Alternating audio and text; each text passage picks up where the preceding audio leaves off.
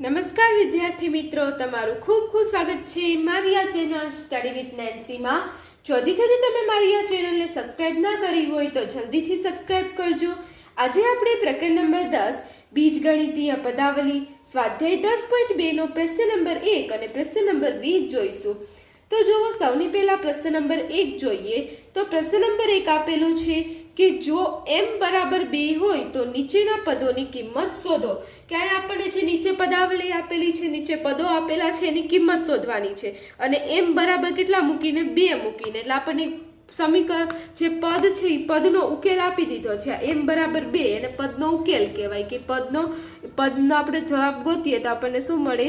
2 મળે. એટલે m ની કિંમત આપણને 2 આપેલી છે, એટલે m ની જગ્યાએ આપણે 2 મૂકીને તે પદની કિંમત શોધવાની છે.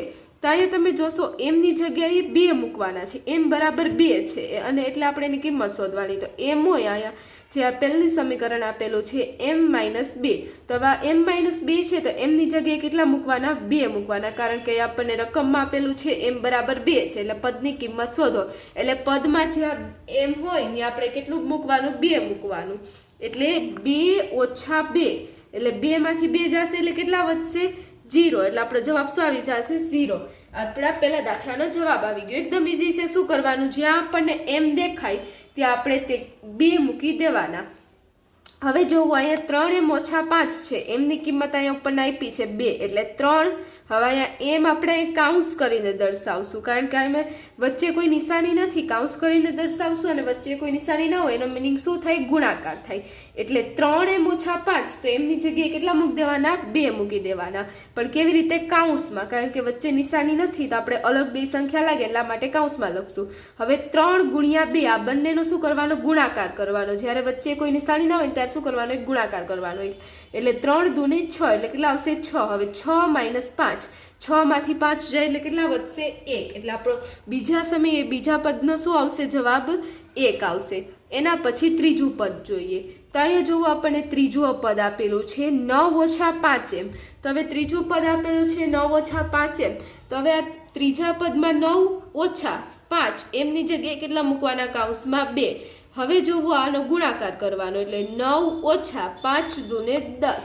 જ્યારે પણ આપણે આવા દાખલા ગણીએ પહેલા આપણે કાઉન્સ ખોલવાનું. પહેલા 9 - 5 નહીં કરી દેવાનો તો દાખલો ખોટો પડે. પહેલા શું કરવાનું? આપણે ગુણાકાર. પહેલા આ છે કાઉન્સ છે, કાઉન્સ વચ્ચેનો ગુણાકાર કરવાનો. પછી ભાગુસબા, આપણે ભાગસબાનો નિયમ છે કે પહેલા ભાગાકાર, પછી ગુણાકાર, પછી સરવાળો અને પછી બાદબાકી.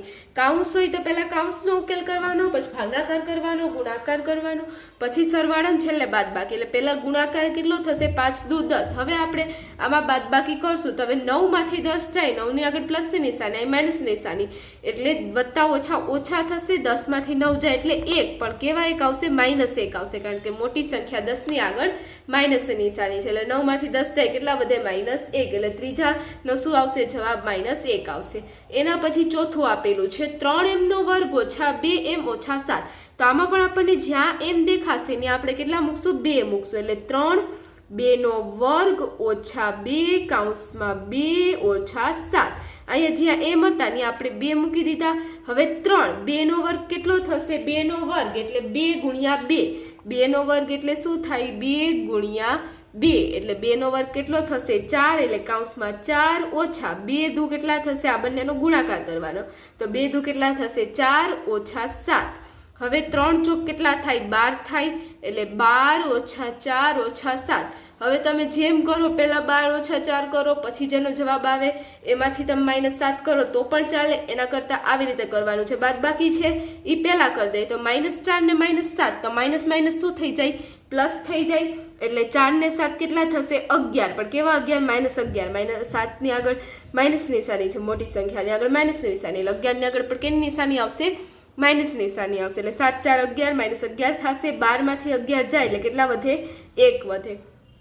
તમે આમ કરો તો પણ ચાલે કે 12 માં 4 જાય 8, 8 માંથી 7 જાય 1. તો એમ કરો તો પણ ચાલે. તમને જે આડાવડા જે પણ ક્રમમાં કરશો તે ચાલશે. તો ચોથા દાખલાનો શું આવશે? જવાબ આપણો 1. એના પછી પાંચમો દાખલો આપેલો છે કે 5m/2 - 4. તો હવે અહીંયા 5 m ની જગ્યાએ કેટલા મૂકવાના? 2/2 - 4. હવે આ 5 m છે, લાંબ લખી શકો 5/2. છેદમાં 2, 5 ગુણ્યા 2 છેદમાં 2 ઓછા 4. તો હવે જોવો અહીંયા બંને વચ્ચે ગુણાકારની નિશાની હતી એટલે મેં આને આવી રીતે ગુણાકારમાં દર્શાવ્યું. તમને સીધું આને ખબર છે તમને કે આ બંને ગુણાકારમાં છે, સીધું આમાં બંને બે કટ કરી નાખો તો પણ ચાલે, પણ આમાં મેં આ ગુણાકાર વચ્ચે નિશાની રાખી છે જેથી તમને ખબર પડે કે મેં શા માટે કટ કર્યા છે. તો હવે જોવો અહીં બે કટ થઈ જશે ઉપર નીચે ભાગાકારમાં છે એટલે આપણે શું આવશે 5 ઓછા 4. હવે 5 માંથી 4 જાય એટલે કેટલા વધશે 1, એટલે પાંચમા દાખલાનો કેટલો આવશે જવાબ 1 આવશે. હવે જો તમે આમ કરો 5 દુ 10, 10 ભાગ્યા 2 તો 10 ભાગ્યા 2 કેટલા થાય 5, એટલે 5 માં 4 જાય તો 1, જેમ કરો તેમ ચાલે. પણ આમાં બંને બે કટ કરી નાખશું જેથી આપણને કેવું પડે સરળ પડે. તો આમાં શું આવશે પાંચમા દાખલામાં 1 જવાબ આવશે.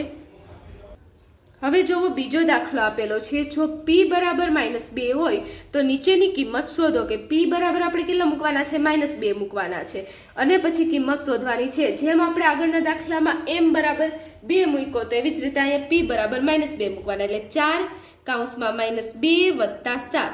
હવે આનો ગુણાકાર કરીએ તો 4 દૂને કેટલા થશે 8 થશે. અહીંયા માઇનસ નિશાની છે એટલે અહીંયા પણ કેમ આવશે માઇનસ નિશાની આવશે. -2 છે એટલે ગુણાકાર કરીએ તો કેટલા જવાબ આવે -8 આવે. વત્તા 7 બરાબર -8 વત્તા 7 બરાબર કેટલા મળશે વત્તા ઓછા 8 માંથી 7 જાય એટલે 1. મોટી સંખ્યા 8 ને આગળ માઇનસ નિશાની છે એટલે -1. પહેલા દાખલાનો જવાબ શું આવશે -1. એના પછી આપણે બીજો દાખલો જોઈએ. તો બીજો દાખલો શું આપેલો છે 3p નો વર્ગ વત્તા 4p વત્તા 7. તો -3p નો વર્ગ સોરી. તો હવે -3p નો વર્ગ છે તો p છે ને આપણે કેટલા મૂક દેવાના -2 મૂક દેવાના, એટલે p કૌંસમાં -2 નો વર્ગ વત્તા 4 કૌંસમાં -2 વત્તા 7 બરાબર. હવે -3. હવે -2 નો વર્ગ, તો -2 નો વર્ગ કેટલો થાય 4 થાય. કેવી રીતે? જો ઘાત બેકી હોય ને તો એનો વર્ગ કેમાં આવે હંમેશા ધન સંખ્યા જ આવે. કાંઈ આપણે -2 નો વર્ગ એટલે -2 ગુણ્યા -2, હવે 2 દુ 4 માઇનસ પ્લસ થઈ જશે એટલે આપણો જવાબ 4 આવશે. એટલે -3 કૌંસમાં 4 વત્તા 4 દુને 8, પણ કેવા 8 -8 કારણ કે -1 વાર છે આમાં પ્લસ છે એટલે પ્લસ માઇનસ થાય એટલે અહીંયા શું આવશે -8 આવશે. કૌંસમાં દર્શાવશું વત્તા 7. હવે જોવો અહીંયા 4 તેરી ને 12 પણ કેવા 12 આવશે -12 આવશે. અને એવી જ રીતે અહીંયા પણ કે વત્તા ઓછા થઈ જશે એટલે અહીંયા પણ -8 આવશે વત્તા 7. હવે આનો પહેલા આપણે બાદબાકી કરી લઈએ પછી આનો સરવાળો કરશું. તો -12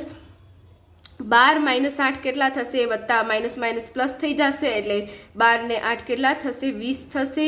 હવે 20 ની આગળ આપણે માઇનસ નિશાની લગાડીએ +7. હવે જોવો માઇનસ પ્લસ માઇનસ 20 માંથી 7 જાય એટલે 13 એટલે એટલે આમાં આપણો શું જવાબ આવશે મોટી સંખ્યા 20 ની આગળ માઇનસ નિશાની છે એટલે 13 ની પણ આગળ કેની આવશે માઇનસ નિશાની આવશે. એટલે બીજા દાખલાનો જવાબ કેટલો આવશે -13. એના પછી ત્રીજો દાખલો જોઈએ. તો અહીંયા જુઓ આપણને ત્રીજો દાખલો આપેલો છે -2p નો ઘન -3p નો વર્ગ વત્તા 4p વત્તા 7. તો હવે p ની જગ્યાએ આપણે કેટલી કિંમત મૂકવાની છે -2, એટલે -2 કૌંસમાં -2 નો ઘન -3 કૌંસમાં -2 નો વર્ગ વત્તા 4 કૌંસમાં -2 વત્તા 7. હવે જોવો -2 નો ઘન કેટલો થશે કે -2 ગુણ્યા -2 ગુણ્યા -2 એવા આપણે 3 વાર કરવાનો. તો 2 દુ 4 4 દુ 8 પણ કેવા 8 -8 કારણ કે આ માઇનસ પ્લસ થઈ જાય પણ પાછું પ્લસ માઇનસ કેટલું થઈ જશે માઇનસ થઈ જશે. એટલે ઉપર એકી ઘાત હોય ને તો જવાબ માઇનસમાં આવે ને જો બેકી ઘાત હોય તો જવાબ કેમાં આવે પ્લસમાં આવે. એટલે આમાં શું આવશે આપણો જવાબ -8 આવશે. -2 ગુણ્યા -8 માઇનસ. હવે જોવો 3 ગુણ્યા કેટલા થશે -2 નો વર્ગ. આપણે ઉપર -2 નો વર્ગ કર્યો તો -2 ગુણ્યા -2 કેટલા થશે 4 થશે. -2 ગુણ્યા -2 2 દુ 4 માઇનસ પ્લસ એટલે કેટલો થશે ગુણાકાર 4 થશે. હવે 4 દુ 8 એટલે -8 વત્તા 7 બરાબર. હવે અહીંયા કેટલા થશે 8 દુ 16 કેવા 16 +16 આવશે કારણ કે માઇનસ શું થઈ જશે પ્લસ. હવે એવી જ રીતે અહીંયા 4 તેરી 12 પણ કેવા 12 કારણ કે માઇનસ નિશાની છે. હવે વત્તા ઓછા શું થઈ જશે -8 વત્તા 7. તો હવે આમાં આપણે શું કરશું કે આ જે વત્તા 7 ને વત્તા 16 છે તો બે સરવાળામાં છે તો એ બંનેનો આપણે શું કરી દેશું સરવાળો કરી દેશું. એટલે 16 ને 7 કેટલા થશે 23 થશે, 16 ને 7 કેટલા થાય? 23 થાય એટલે અહીં આપણે 23 લખશું અને 12 ને 8 કેટલા થઈ જશે? 20 થઈ જશે. એટલે 12 ને 8 20 થાય, કેવા થાય? -20 થાય, કારણ કે મોટી સંખ્યા 12 ની આગળ માઇનસ નિશાની છે. એટલે 23 - 20 કેટલા થશે? 3 થશે. આપણે શું કર્યું કે 16 ને 7 કેટલા થશે? 23 થશે.